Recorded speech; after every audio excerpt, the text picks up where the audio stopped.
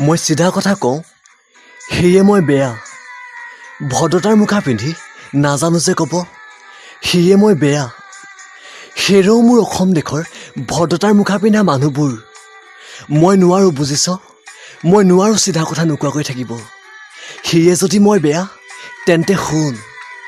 আজি দশক ধৰি পৰিৱৰ্তনৰ গান গাই গাই এতিয়া জীৱনৰ বাকী দিনছোৱাত ৰাজনীতি জগতৰ এন্ধাৰ কোঠাত নিজক এৰিব নোখোজোঁ।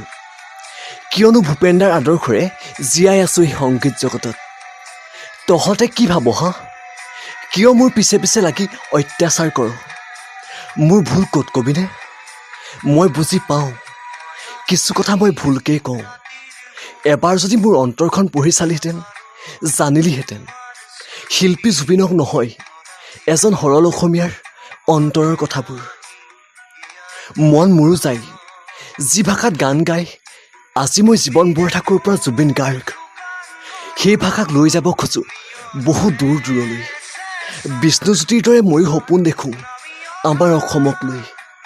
কিন্তু তহঁত আছামক সুখী কৰিব নোৱাৰি। কোটি সংখ্যাত গান গায়ো সলনি কৰিব নোৱাৰোঁ তহঁতৰ চিন্তা।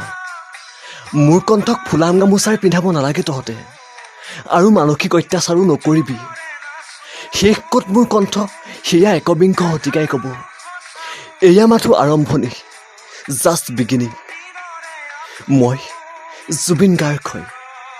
এই নামটো আখৰ সমষ্টিত গঢ় লোৱা নাছিল যে তহঁতৰ এষাৰ টান মাতত ভাঙি ছিঙি যাব। মই চিধা কথা কওঁ, বেয়া নাপাবি।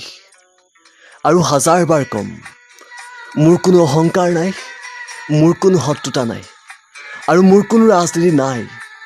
মই মুক্ত, মই সংগীত, মই সুৰ, মই জুবিন গাৰ্গ।